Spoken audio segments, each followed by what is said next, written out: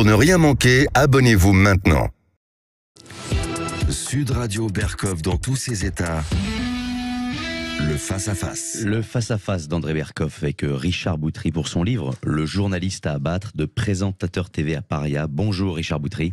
Bonjour à tous. Alors Richard Boutry, je vous ai invité et encore une fois toujours quand ce sont des personnalités contestées, sulfureuses, dissensueuses, on dit mais comment tu invites Richard Boutry? Mais j'ai dit j'invite Richard Boutry parce que ce qu'on appelle l'information et surtout ce qu'on appelle la liberté, c'est justement la liberté d'inviter ceux qui ne sont pas d'accord avec vous dans certains cas et ceux qui sont d'accord avec vous dans d'autres. Richard Boutry, vous avez écrit un livre assez étonnant, je dois dire, que j'ai lu, Le journaliste à abattre, et vous racontez quand même, vous avez 56 ans, c'est ça? 57, ouais. 57 ans. Et vous racontez quand même, votre parcours est totalement étonnant. Je veux dire, quand j'ai lu ça, je me dis, mais qu'est-ce qui se passe? Alors je rappelle, vous étiez France 3 Outre-mer, vous avez été dans le groupe TF1, vous avez été à TV5 Monde, vous avez été l'une des stars de Soir 3, vous étiez présentateur du Soir 3, vous avez été un des fondateurs, en tout cas au début de la chaîne KTO, la chaîne catholique, vous avez fondé Omega TV, bon ça n'a pas duré, etc., etc. Et puis aujourd'hui, après des pérégrinations ou des vicissitudes que l'on racontera, aujourd'hui vous vivez dans un camping-car. Exactement. D'abord, merci infiniment de m'inviter, André. C'est vrai que pour moi, c'est vraiment un honneur d'être ici parce que vraiment autour de moi, les gens sont très regardants par rapport à ce que vous faites vous et vraiment vous avez été un détonateur dans la révélation de cette crise et c'est vrai que vous êtes suivi incroyablement et d'être là aujourd'hui pour moi je vais en parler avec beaucoup d'émotion en plus pendant près d'une heure. C'est vrai que de vivre dans un camping-car comme je le fais, j'ai dormi la nuit dernière, là je viens de faire à peu près 1700 km en 3 ou 4 jours, c'est a priori extrêmement compliqué parce que c'est d'abord insécure. À tout moment, comme en Belgique, avant-hier, où j'étais sur une aire d'autoroute, la nuit à 3h du matin, quand des gens sont bourrés, arrivent près du camping-car, commencent à pisser dessus et à faire du bruit, on se sent pas très à l'aise. Donc il y a un côté un peu insécure, il y a un côté de promiscuité, bien entendu, parce qu'on vit quasiment dans une cellule, alors à ciel ouvert, hein. Attention, hein, je compare pas, c'est l'incomparable. Et puis c'est difficile parce que on vit finalement loin des autres et de façon très indépendante, peut-être trop et très seul. Donc cette solitude parfois me pèse. Vous vivez en couple dans ce camping-car? Non. Alors j'ai une amie, hein, Natacha, qui est souvent avec moi affichée et que vous avez pu voir à diverses reprises. Je dis, elle n'aime pas du tout le camping-car, donc elle ne supporte pas. Elle est sédentaire, parisienne, et moi je suis nomade de province et d'Europe et du monde. Est-ce que depuis combien de temps vous êtes nomade? Je suis nomade depuis quasiment 2 ans là maintenant. 2 ans. Ouais, 2 ans. Alors, Richard Boutry, avant de parler effectivement de vos combats, je rappelle que vous faites tous les jours la minute de Ricardo, hein, voilà. Qui est suivi par combien de personnes? Alors, j'étais extrêmement suivi, plusieurs centaines de milliers de personnes. Je pense que vraiment on battait des records d'audience. Encore aujourd'hui, la 3e vidéo dernière que j'ai mise sur Facebook, elle a atteint quasiment 400 000. Donc, si vous voulez, j'ai un public certain. Le seul problème, c'est que pour des questions évoquées dans le bouquin, j'ai été obligé à un moment donné de resserrer un peu et de m'invisibiliser. D'abord pour des questions de sécurité et puis ensuite pour des questions d'ordre financier, parce que j'avais offert quand même 2 ans et demi de ma vie à ce combat, voilà, quasiment gratuitement, et j'explique pourquoi et comment. Et au bout d'un moment, il fallait quand même que, comme j'avais plus de revenus potentiels, que toutes les cagnottes ont été fermées, que tout le reste a été annihilé, il fallait bien à un moment donné que je puisse quand même gagner un minimum, parce que sinon je vis plus. J'ai quand même 5 enfants au demeurant, et oui, 5 garçons, donc à nourrir, donc j'étais obligé de rendre le site payant. Donc maintenant qu'il est payant, si vous voulez, c'est plus difficile. Vous connaissez ça. Mais tout à fait. Mais Richard Boutry, alors expliquez-nous, parce que vous avez été donc pendant des années, effectivement, dans le système médiatique que nous connaissons tous, auquel j'appartiens, même si il y a des choses que je fais qui sont différentes. Mais qu'est-ce qui fait qu'à un moment donné, vous êtes dit, c'est plus ça, c'est plus pour moi ça, ou bien c'est le système lui-même? Très franchement et très honnêtement, on est là pour en parler très honnêtement. Qu'est-ce qui fait? Est-ce que c'est votre caractère qui a fait qu'on disait là, Boutry, il est trop compliqué, on peut pas le garder, etc. Racontez-nous. Parce que entre TF1, France 3, TV5 Monde, KTO, voilà, vous avez quand même été dans... Non, mais c'est surtout un moment clé dans le bouquin, et je l'explique. C'était, si vous voulez, on travaille. Moi, j'ai toujours travaillé sans prompteur. Hein. J'étais sur les chaînes et j'étais comme Pernod, je travaillais sans prompteur. En tout cas, une très grosse majorité du temps. Et un jour, je travaillais le matin donc sur TV5 Monde, je présentais les informations de 9h à 13h sur TV5 Monde pour le monde entier. Ouais. Et puis ensuite, je rentrais chez moi, je prenais une douche, je repartais pour la conférence de rédaction du soir 3, il était 15h, 16h la conférence.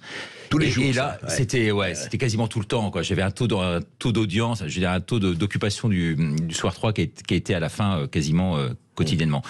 Et donc, ce qui s'est passé, c'est que un soir, à force de répéter les choses de façon extrêmement mécanique et tout en ayant un rédacteur en chef sur le dos, à un moment donné, je me suis dit, mais c'est pas possible, quoi, de traiter l'information comme ça au quotidien. Mais ça rend fou. Alors j'avais une notoriété qui était énorme, puisque c'était suivi par 2,5 millions de personnes tous les soirs. Et puis au bout d'un moment, je disais à ma femme, avec qui j'étais marié à l'époque, je rentrais chez moi le soir et je lui dis, je repars le lendemain matin. Et c'est pareil, c'est cette course effrénée à l'info. Alors vous me direz, il faut pas être journaliste si on n'aime pas l'info.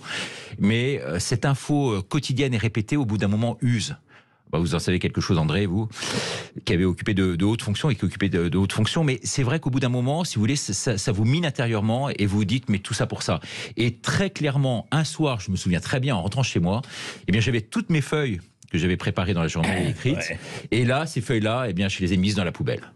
Ouais. Je les ai mises dans la poubelle et je me suis dit, voilà où termine mon travail du jour. Et je me suis dit, c'est pas possible, donc il faut que je donne une information durable.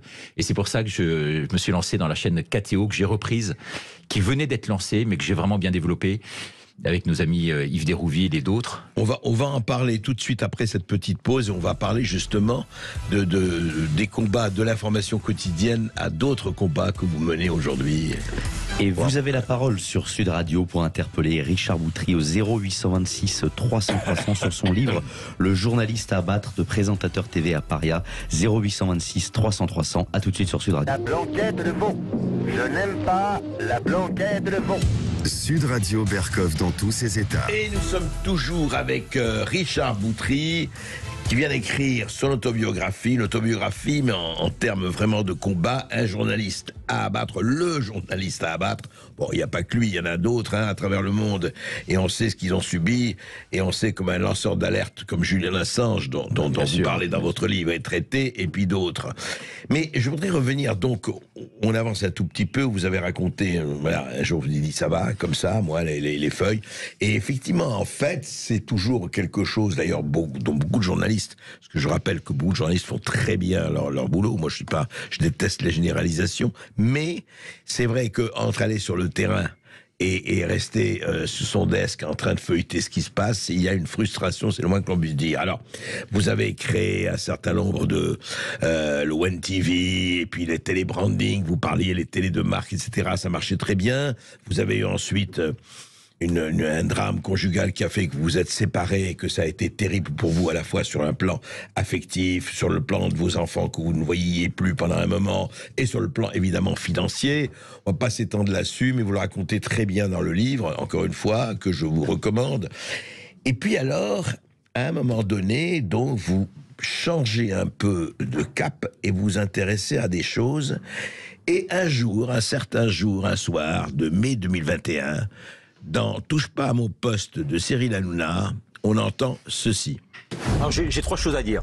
D'abord, les assassins, ce sont eux les assassins. Ceux qui, depuis 1 an et demi, nous foutent dans des prisons, jouent avec nos nerfs, jouent avec nous, jouent avec nos enfants, qui aujourd'hui veulent faire vacciner nos enfants, qui aujourd'hui nous foutent des masques à longueur de journée, qui aujourd'hui nous emprisonnent, qui aujourd'hui nous empêchent de vivre, qui aujourd'hui nous empêchent de voir nos grands-parents, qui aujourd'hui nous empêchent de vivre notre propre vie. J'ai 5 enfants. Je veux dire, il y en a 2 qui sont ici dans les coulisses. Je veux dire, ces gosses ne peuvent pas vivre depuis 1 an et demi. Vous trouvez ça normal? En raison de quoi? En raison de quoi? Dites-le-moi. Voilà, et vous avez continué comme ça pendant un moment. C'était face au docteur Laurent Alexandre. Et donc, ça avait fait effectivement beaucoup de bruit. Et on a vu votre indignation, qui était une véritable indignation. Et alors, ce combat-là, ce qui est arrivé là, comment c'est arrivé, Richard Boutry? Comment ça vous est arrivé de dire, voilà, c'est bon, le réel qui est venu frapper à votre porte, c'est quoi? Bon, en fait, j'ai fait la minute de Ricardo, comme vous disiez tout à l'heure, effectivement, comme thérapie après un drame familial. Et c'était plutôt axé sur la psychologie, le développement personnel, le coaching. Et puis un jour, il y a une source, très bonne source, qui m'a appelé en me disant, dès le premier jour du Covid, en disant, voilà ce qui va se passer. Voilà quasiment les 15 étapes du plan, et voilà où on en est. Et donc immédiatement, en fait, j'ai alerté les gens et je pense que c'est ce qui m'a donné vraiment une vraie crédibilité parce que d'emblée, les gens ont vu que le plan que j'annonçais était le plan qui allait réellement se passer. Et à partir de ce moment-là, j'avais en tête vraiment étape par étape, quasiment jour après jour, les mesures gouvernementales qui allaient être prises. D'autant que je sillonnais, moi, à ce moment-là, la planète et que j'avais pour possibilité de pouvoir suivre sur les écrans, que ce soit en Espagne, en Italie, en Allemagne ou ailleurs. Vous faisiez quoi à l'époque Je faisais la minute de Ricardo, en fait. Et un peu partout. Et un peu partout. Et un peu partout. Et j'étais notamment en Espagne beaucoup. Ouais. Et je voyais les conférences de presse à la télévision qui étaient exactement sur le même ton, la même tonalité, avec les mêmes mots employés. Seule la langue différait, exactement. Ah ouais. Et là, je me suis dit, là, c'est trop gros pour être vrai. Seuls les chiffres différaient forcément d'un pays à l'autre, mais vraiment l'ossature des discours des présidents au Premier ministre étaient quasiment les mêmes à la même heure. Éléments de langage. Les mêmes éléments de langage. Donc là, il y avait McKinsey derrière et on sentait que c'était en fait des feuilles qui leur étaient données et simplement des trous à remplir avec le nombre et puis essayer de brander pays par pays. Et là, je me suis dit, c'est trop gros pour être vrai. Et là, j'ai commencé à avoir vraiment une notoriété extrêmement forte sur Internet. Alors que c'était pas le cas avant, parce que je faisais des petites modules de psychologie. Et là, ça donnait un vrai détonateur. Et Hanouna, que vous avez passé effectivement là à l'instant, m'a donné encore une crédibilité supplémentaire, parce que j'ai dit tout haut finalement ce que tous les Français ressentaient tout bas. Tous, vous exagérez. En tout cas, une grande partie. Ouais. Mais justement, alors Richard Boutry, en fait, qu'est-ce que vous dites aux gens qui disent oui, voyez, vous parlez du plan, etc. Vous en parlez dans votre livre. Mais qu'est-ce que vous répondez aux gens quand même? Et ils sont nombreux qui disent oui, mais d'accord, les Boutry et tous les autres. C'est pas, je veux même pas dire le mot complotiste ou pas. Ça, c'est devenu une espèce de mot valise qu'on emploie à toutes les sauces. Mais ils disent, mais attendez, nous sommes des milliards à avoir été vaccinés. Nous sommes pas des milliards à être morts. Est-ce que on ne noircit pas un peu partout, et pas seulement vous, hein, c'est dans le monde, il y a les gens qui disent, mais attendez, il s'est passé des choses pas possibles, et d'autres qui disent, attendez, il faut pas quand même relativiser la chose, et que il dit, oui, les bouts de feu qui disent que c'est la catastrophe. Bon, c'est vrai qu'un certain nombre de choses se sont passées depuis, et on voit je dirais, les commissions d'enquête aux États-Unis et ailleurs. Enfin, on n'est pas dans 5 milliards de cercueils. Peut-être pas encore, mais vous savez, alors j'ai un exemple extrêmement précis, extrêmement parlant. J'étais à un dîner avec des gens, je pense que vous connaissez. Alors je suis pas moi adepte des grands dîners parisiens, loin s'en faut, mais je vais 2-3 fois par an dans un dîner chez des personnes assez connues. Et pendant ce dîner, il y avait des gens vraiment extérieurs de tous bords et pas du tout des gens de mon milieu, en tout cas de résistants. Et je me souviens qu'il y a 2 ans et demi, j'étais vraiment le con de ce dîner. C'était vraiment le dîner de con où j'étais le con. Le con. Et ils me regardaient, j'étais le bêta de service qui disait, qui alertait, tout ça. Alors j'avais beau passer à gauche, à droite sur les médias. On me disait, ouais, celui-là est complètement... Et je me souviens qu'un jour, j'étais parti un peu plus tôt parce que vraiment... Illuminé, complètement à côté de la plaque. Mais ce type-là, mais tu connais, tu l'as invité, mais il sort d'où? Non, mais c'est un phénomène et tout ça. Et j'étais parti un peu plus tôt que les autres et j'étais resté, vous savez, derrière la porte. Et j'avais écouté, en fait, ce qui se fait pas. D'accord, mais oui, bon, non, j'avoue mon crime. J'avais écouté. Et là, mais les gens partaient dans des délires en disant, il est complètement fou, ce type. Ouais. Et ce même dîner a été réorganisé, alors, à peu près avec le même type de personnes, pas avec les mêmes personnes. Il y a quelques temps. Il y a quelques temps. Ouais. Il y a quelques temps. Et les mêmes personnes, j'aurais posé la question cette fois-ci, et j'avais la main, et c'était pas moi le con du dîner. Et j'aurais posé la question, j'aurais dit, mais et vous là aujourd'hui, vous pensez quoi de tout ça? Donc là, si vous voulez, la réponse, elle est là, elle est dans cette affirmation. Oui, vous avez senti l'évolution. L'évolution est incroyable. Moi, je suis pas anti-vax. Hein. Mes enfants ont les 11 vaccins. Donc, quand on me dit c'est le roi des anti-vax, façon de parler. Hein. Non, mais on a tous été vaccinés. Et on a tous été vaccinés. Nos enfants le sont, quoi. Donc, voilà, mais pas des événements. Oui, mais donc vous dites, parce que il y a quand même, vous dites quand même tout ceci, mais vous pensez pas quand même, franchement, juste Richard Boutry, que tous ceux qui sont fait vacciner là par les ARN messagers vont mourir dans 2 ans. Non, j'espère pas. Parler de ça, on va parler du combat que vous êtes un certain nombre à mener. Et après, je crois que les auditeurs de Sud Radio ont beaucoup de questions à vous poser, en tout cas à vous interpeller. C'est intéressant. À tout de suite après cette petite pause, Lucien. Oui, et vous pouvez nous appeler au 0826 300 300. On attend vos appels pour interpeller Richard Boutry sur son livre Le journaliste à abattre de présentateur TV à Paria. 0826 300 300. À tout de suite sur Sud Radio. Sud Radio. Les Français parlent au français. Les carottes sont cuites. Les carottes sont cuites. Sud Radio Berkov dans tous ses états. Richard Boutry, le journaliste à abattre, un livre effectivement qui raconte un itinéraire qui est loin d'être terminé, hein, heureusement pour vous, heureusement pour tout le monde. Et effectivement, ça fait quoi? Parce que c'est toujours de passer, qu'est-ce que ça fait intérieurement vis-à-vis des autres, etc. D'avoir à la fois, parce que c'est vrai que vous n'avez pas été gâté, avoir à la fois un drame familial, un drame conjugal, et à la fois, effectivement, passer de... Vous avez eu des bureaux dans le 7e arrondissement, vous avez eu à Bordeaux, vous avez été partout, vous avez été à un moment donné, vous gagnez très très bien votre vie, et puis à un moment donné, paf, ça s'arrête, et ça s'arrête, et vous êtes effectivement marginalisé, mis à l'écart, presque sot de la famille. Ça fait quoi, Richard Boutry?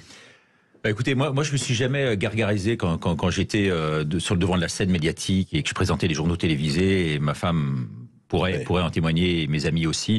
Je me suis jamais mis en valeur, j'ai jamais dit c'est moi que je suis une star. Ouais, jamais. J'ai toujours une vie qui a été extrêmement préservée grâce à mon ex-femme, du reste, qui me mettait vraiment de côté et qui me préservait de ce landerneau médiatique. Et puis ensuite, donc, j'ai pu mesurer. Et puis ma foi aussi m'a permis, et la foi qui pour moi est vraiment un élément essentiel, m'a permis vraiment toujours de relativiser, quoi. Et je me suis jamais pris la tête pour quoi que ce soit. Et aujourd'hui, de la même façon, si vous voulez. Alors c'est vrai que j'ai connu, entre guillemets, un peu la gloire, mais façon de parler, hein, tout est à mettre entre des guillemets. Et aujourd'hui, je vis comme un SDF, parce que sans domicile fixe. Alors même si je dors pas dans la rue, c'est vrai que j'ai la chance d'avoir un toit, il faut pas exagérer non plus. Mais c'est vrai que c'est quand même dans des conditions, notamment l'hiver, extrêmement précaires, hein, ce qu'on disait tout à l'heure. Donc les deux font que il y a un sas de décompression, et ce qui m'a toujours permis à moi de relativiser les choses et de faire en sorte que je prends la vie telle qu'elle vient aujourd'hui, et dans la foi, dans l'abandon, et une certaine forme de sérénité aussi, qui m'aide en fait au quotidien dans cette vie plutôt délicate. Et vous n'avez jamais, à un moment donné, pensé, parce que vous faites toujours du journalisme, ça s'appelle journaliste, la minute de Ricardo, etc. Vous n'avez jamais pensé changer complètement de vie, de métier, de faire autre chose, ou pas? Est-ce que ça vous a traversé l'esprit ou pas du tout? Alors, j'ai lancé un appel à un moment donné, parce que j'avais vraiment besoin d'argent, et je rappelle dans le livre pourquoi et dans quelles circonstances, notamment après la une TV, où je me suis retrouvé vraiment sans rien, et j'ai lancé un appel au secours, en fait, à toute la population qui me suivait, en disant, mais aidez-moi, et si vous avez quelque chose, j'ai 2 bras, 2 jambes, je peux faire n'importe quoi. Et en fait, j'ai eu tout type de propositions. Ah ouais. J'en ai eu quasiment 300 ou 350, des propositions qui sont venues de partout, de nowhere, et les plus bien, ça. Très extravagantes, plus les unes que les autres. Ouais. Et donc, au bout d'un moment, je me suis dit, mais est-ce que réellement, en fait, je veux faire ça? Et moi, mon vrai métier, je pense, c'est de savoir, entre guillemets, parler, écrire, en tout cas je l'espère, même si mon livre c'est pas du Chateaubriand et du Montaigne. Il a le mérite d'exister, c'est mon premier livre, hein, bon, il faut être voilà. Et puis c'est des techniques, André, qui sont complètement différentes en fait, l'écriture de la radio ou de la télévision. Vous savez, on zappe les mots, les accords, les je sais pas quoi, tout ça, et là dans l'écriture il faut apprendre à restructurer tout ça, donc ça a été très compliqué, d'autant que j'avais pas de relecteur, pour ça qu'il y a encore quelques coquilles, mais bon, en tout cas l'esprit y est. Oui, vous l'avez auto-édité en fait. Je l'ai auto-édité, alors on m'a beaucoup reproché d'être sur Amazon, parce que c'est vrai que dans le bouquin, Bezos, je le descends, la mondialisation, je la descends, et tous les organismes mondiaux, je les descends. Voilà, mais vous voyez la contradiction, Richard Boutry. Alors la contradiction, elle existe, et merci de me poser la question, parce que je vais y répondre. Vous savez que sur les bouquins, quand on publie un bouquin, il faut l'ISBN. Et l'ISBN, moi j'ai pensé 72 € pour essayer de l'avoir, et donc pour pouvoir faire éditer en France. Je l'ai pas eu. C'est le ministère de l'Intérieur qui est entre guillemets un peu derrière, donc ça peut se comprendre avec les affaires que je révèle, puisqu'il y a trois grosses affaires dedans. On va pas en parler aujourd'hui, mais on va laisser les gens le lire. Mais en fait, l'ISBN, qui est un certificat, une imprimature en fait, pour pouvoir diffuser le bouquin, je ne l'ai pas eu. Et le seul qui m'a accordé ce droit, c'est Amazon, parce que ça se fait quasiment automatiquement. Donc je suis passé par Amazon. Ça, c'est la première. Le second, c'est les droits d'auteur. C'est vrai que les maisons d'édition aujourd'hui, mais se gavent littéralement sur les auteurs, ce qui est un scandale. Il y a eu du reste un papier. J'ai publié 46 livres, je connais. Vous savez quelque chose. C'est 8 à 10% les droits d'auteur. 8 à 10%. Alors que Amazon, c'est 70%, je crois, ou 65%. Non, c'est autour de 50%. C'est moins de 50%, en tout cas en ce qui me concerne. Hein. Peut-être c'est déjà pas mal. Mais c'est déjà pas mal. C'est déjà pas mal. Mais et puis le troisième, c'est les délais. Et les éditeurs, j'aurais pu en avoir, et des bons éditeurs, j'en ai été contacté. Mais Le problème, c'est que les délais étaient de 6 à 8 mois et il fallait que je le sorte maintenant parce que tout se passe maintenant, si vous voulez. C'est maintenant qu'il y a un basculement total dans tout ce qui est en train de se passer dans la politique française et mondiale. Et je pense que c'est le moment de la sortie était très opportun. Oui, c'est vrai. Et d'ailleurs, mais en fait, vous parlez donc de tout ce combat autour du Covid et du Covidisme, dont vous parlez de tout ce qu'on a vécu depuis 3 ans. Effectivement, parce que le livre, je vois, vous parlez de choses qui se sont passées il n'y a pas très longtemps. On va pas parler des affaires, oui, libyennes, tout ça, mais je voudrais que vous disiez le fait. Est-ce qu'aujourd'hui, alors justement, vous baladez toujours en Europe, un peu partout, avec dans votre camping-car. Et vous avez parlé de ce dîner, justement, où les gens ont changé un peu, ont viré leur cutie, en tout cas en partie. Richard, il y a un peu partout en Europe, et avec les gens que vous voyez, avec les gens avec qui vous parlez, effectivement, c'est vrai qu'ils étaient traités de charlatans, que je parle de certains médecins. Mais vous ne vous êtes jamais posé la question, parce que je me la suis posée aussi. Vous n'êtes pas vous-même virologue, épidémiologue, vous n'êtes pas médecin. Enfin, vous n'avez pas, bon. Vous vous êtes jamais dit, parce que, oui, mais les gens que j'aime bien et avec qui je bats, peut-être que sur certaines choses, ils n'ont pas entièrement raison. Vous n'êtes pas posé la question, n'étant pas vous-même ni médecin, ni virologue, ni épidémiologue, etc. Mais bien sûr, je pense que la vérité, nous, on l'a pas. Hein. On n'a jamais eu la vérité. Jamais eu la vérité. On est parti sur des hypothèses, comme eux sont partis sur alors qu'eux sont partis sur des certitudes. Nous, on est partis sur des hypothèses et on cherche cette vérité. Je veux dire, c'est un cheminement quasi spirituel. C'est-à-dire que je suis comme Dormesson. Alors, j'ai eu moi la chance d'avoir une protection divine et je la sens, si vous voulez, matériellement parlant, je la sens au quotidien. Oui, vous en parlez beaucoup de ça. J'en parle beaucoup, ouais, parce que c'est pas pour rien que j'ai été directeur de KTO, du reste, de la chaîne KTO, et c'est ma grand-mère qui m'a insufflé ce sens vraiment de la foi et de la croyance et de la spiritualité au sens très large du terme. Mais je pense que ce combat, il est spirituel, si vous voulez. On marche, on est des scientifiques en quelque sorte. C'est-à-dire qu'on n'a pas de réponse. Et moi, j'étais très étonné de voir à contrario. C'est la contestation, c'est la question, en tout cas. C'est pas la certitude. Alors que eux, ils sont vraiment dans l'esprit de certitude. Et c'est ce qui nous a cassé et je dirais un peu radicalisé aussi. C'est pour ça qu'on a pris aussi ce contre-pied quasi radical. C'est qu'on voulait contrecarrer, en fait, leur pensée unique. Oui, c'est-à-dire que quand le balancier est là, on a envie d'avoir un autre balancier qui secoue. Quoi. Mais vous, André, en tant que journaliste, vous connaissez ça, quoi. Vous prenez le contre-pied de tout ce qu'on dit, de tout ce qu'on fait, de tout ce qui se dit. J'ai cette question. Oui, mais je veux dire, la question est très simple. J'ai dit personne n'a réponse à tout, ou alors il se prend vraiment pour Dieu, ce qui est grotesque. Mais on doit avoir question à tout. C'est ça notre. Moi, je dis, on doit avoir question à tout pour qu'on écarte. D'emblée, et ça on revient à ce que vous avez dit, moi c'est vrai qu'un certain nombre de médias, encore une fois je ne fais pas de généralisation, mais comment on tient pour tricard des gens à qui on ne veut pas donner la parole? Je ne comprends pas ça. Moi je veux dire, on donne la parole, après on peut discuter. Mais c'est vrai qu'on a vu sur la chaîne mainstream, quoi, c'est extrêmement difficile d'y accéder. Hein, même je vois pour la promotion du livre et autres, avec des gens qui sont sur les chaînes et que je connais bien, ne peuvent pas vraiment. Même vos anciens camarades, ils peuvent pas. Et je donne des noms dans le bouquin de personnes de qui j'étais extrêmement proche, et qui étaient des amis quasi intimes avec qui j'ai fait des études. Quoi, et tout ça. Franchement, ils vous disent quoi?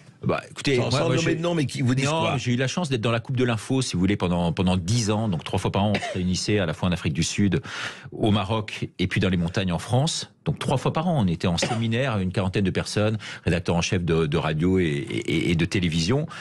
Et présentateur, et j'ai eu la chance, moi, d'être invité, systématiquement pendant 10 ans.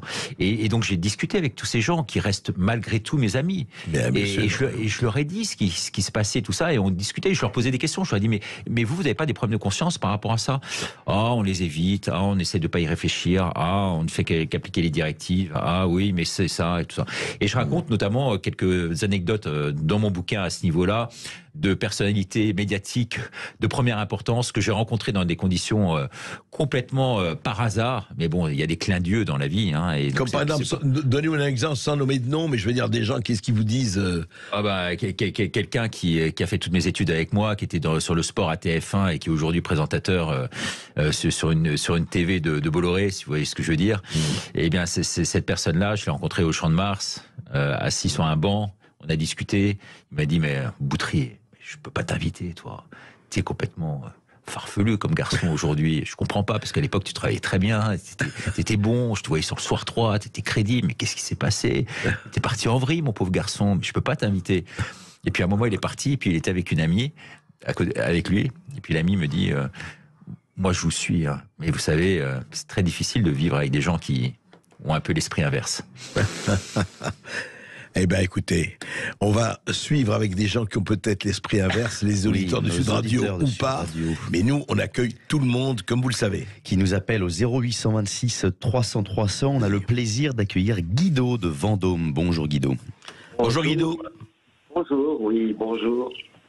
On vous écoute Guido. Bonjour. Eh bien, bonjour Richard, Ricardo, bonjour. Un honneur de te parler comme toujours. On se tutoie. Allez-y. Je voudrais savoir ce que tu penses de l'évolution de la libération des femmes, le MLF, de la libération des femmes, parce que on est en train de lire ton livre, on arrive à page 109, image que bientôt.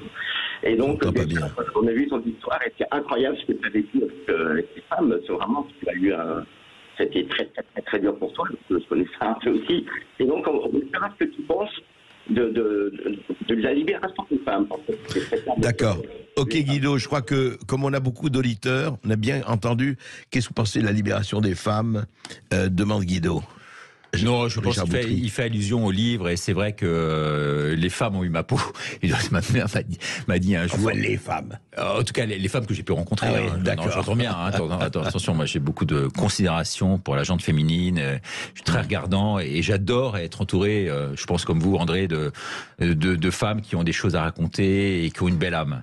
Et il y en a beaucoup dans notre mouvement. Il y en a plus qu'ailleurs, sûrement. Et on se retrouve entre belles âmes, je trouve, dans ce mouvement. Et ce mouvement a permis de cristalliser des gens qui ne se connaissaient pas, de considération, de couleur de peau, de nature complètement différente.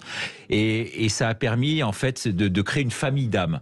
Et c'est ça qui est absolument extraordinaire. Et quand on va dans les manifestations, des manifestations que j'ai pu animer un peu partout en France, eh bien, je me suis aperçu qu'en fait, il y avait je dirais, une conscience commune et une âme commune. Et ça, c'était extraordinaire.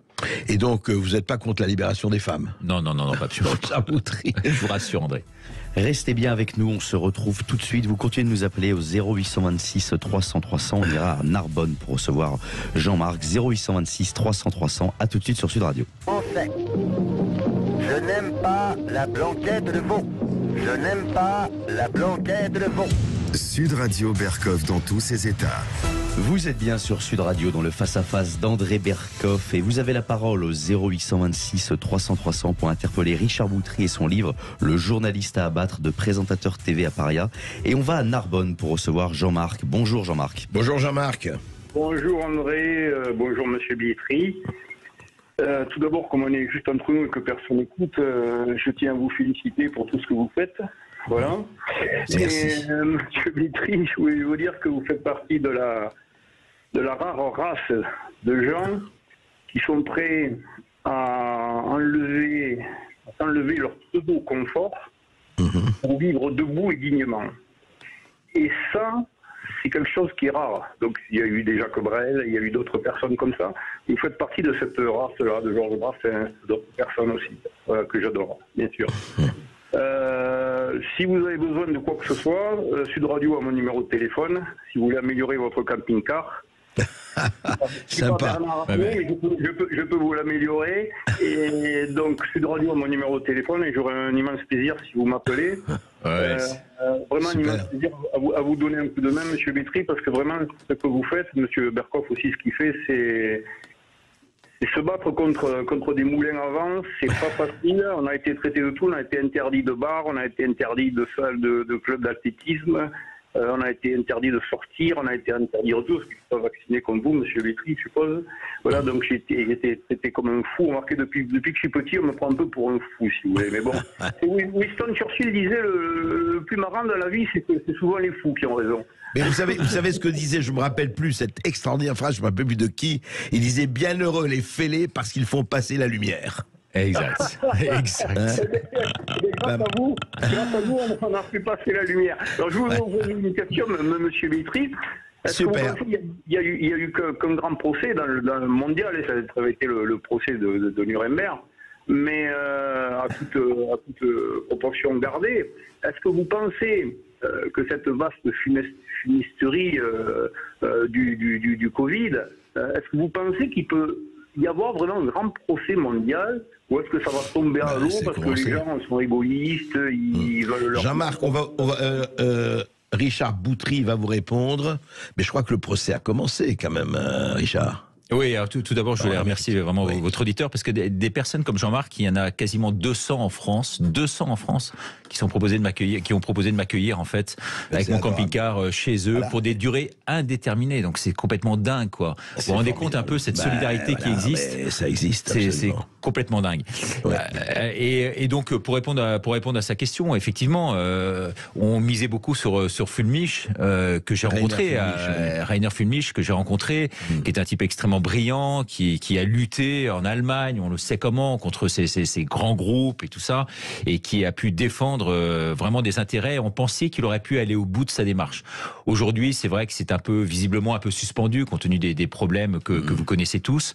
Aux États-Unis, on a, je pense, et André, vous qui êtes très enclin à vous intéresser à ces choses-là, vous connaissez peut-être mieux que moi le système, et je crois qu'aux États-Unis, en tout cas, les procédures sont en cours et risquent d'aboutir. Oui, et juste une phrase, absolument, Jean-Marc, ce qu'il y a, c'est qu'aux États-Unis, où il y a un vrai contre-pouvoir, aujourd'hui, les Républicains dirigent la Chambre des représentants, et les procès, les commissions d'enquête des représentants de la Chambre des représentants vont leur train assez vite.